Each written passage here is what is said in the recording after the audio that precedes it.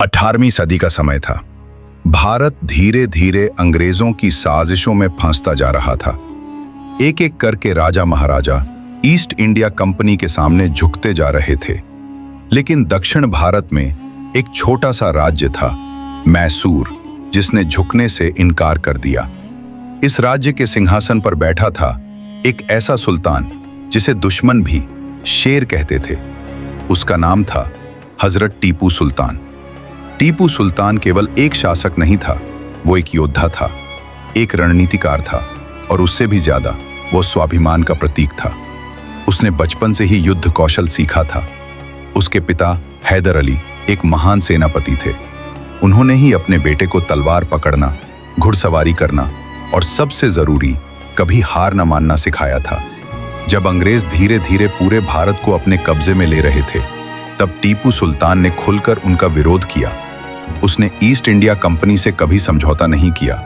उल्टा उनसे मुकाबले के लिए उसने फ्रांस और ओटोमन साम्राज्य से दोस्ती की। वो जानता था कि अगर विदेशी ताकतों को एकजुट होकर न रोका गया तो भारत की स्वतंत्रता केवल एक सपना बनकर रह जाएगी। टीपू सिर्फ तलवार नहीं चलाता था, वो विज्ञान और तकनीक में भी आगे था। ऐसा कहा जाता है कि वह भारत का पहला शासक था जिसने युद्ध में रॉकेट जैसे हथियारों का प्रयोग किया। अंग्रेज उसकी रणनीतियों से डरते थे। वे उसे अड़ियल सुल्तान कहते थे, लेकिन उसके अपने लोग उसे प्यार से शेर मैसूर कहकर बुलाते थे। एक बार एक अंग्रेज अधिकारी ने उससे कहा, अगर आप चाहें तो कंपनी आपको बहुत कुछ दे सकती है, सत्ता, सोना और शांति। टीपू सुल्तान ने मुस्कुराते हुए जवाब दिया, शेर की एक दिन की जिंदगी गीदड़ की 100 साल की जिंदगी से बेहतर है। यही उसका उसूल था, यही उसका धर्म था। सन 1799 का साल था। अंग्रेजों ने टीपू सुल्तान की शक्ति को खत्म करने का निश्चय कर लिया था। श्रीरंगपट्टनम का किला अंग्रेजी सेना से घिर चुका था। किले की दीवारें कांप रही थीं, पर अंदर का शेर अब भी शांत था। जब अंग्रेजों ने हमला किया तो टीपू ने लड़ने का फैसला किया, बिना किसी डर के, बिना किसी समझौते के। युद्ध भयानक था।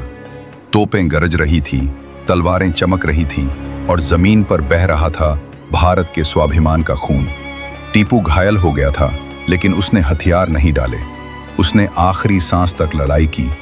जब अंग्रेजों को उसका शव मिला, तब भी उसकी तलवार उसके हाथ में थी और उसकी आंखें खुली हुई थीं, जैसे पूछ रही हों, तुम जीत तो गए, पर क्या सच में जीते? उस दिन अंग्रेजों ने एक किला जीता था, लेकिन वो एक महान आत्मा के सामने हार गए थे। टीपू सुल्तान मर गया था, लेकिन उसका नाम इतिहास के पन्नों में अमर हो गया था। उसने दिखा दिया कि लड़ाई केवल जमीन के लिए नहीं लड़ी जाती, वो लड़ी जाती है सम्मान के लिए, स्वतंत्रता के लिए, आत्मसम्मान के लिए। आज जब हम स्वतंत्रता की बात करते हैं तो हमें भगत सिंह, गांधी, नेहरू जैसे नाम याद आते हैं, और ठीक ही याद आते हैं, पर वो टीपू सुल्तान ही था जिसने सबसे पहले भारत में अंग्रेजी हुकूमत को चुनौती दी थी।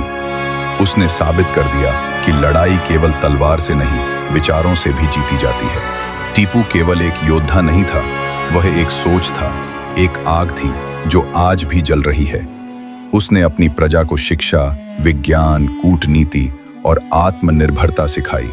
उसने दिखा दिया कि एक सच्चा शासक वह नहीं होता जो सिर्फ राज करता है, बल्कि वह होता है जो अपनी मिट्टी के लिए मर मिटता है। हमें उम्मीद है कि आपको यह कहानी पसंद आई होगी और इससे आपको कुछ नया सीखने को मिला होगा।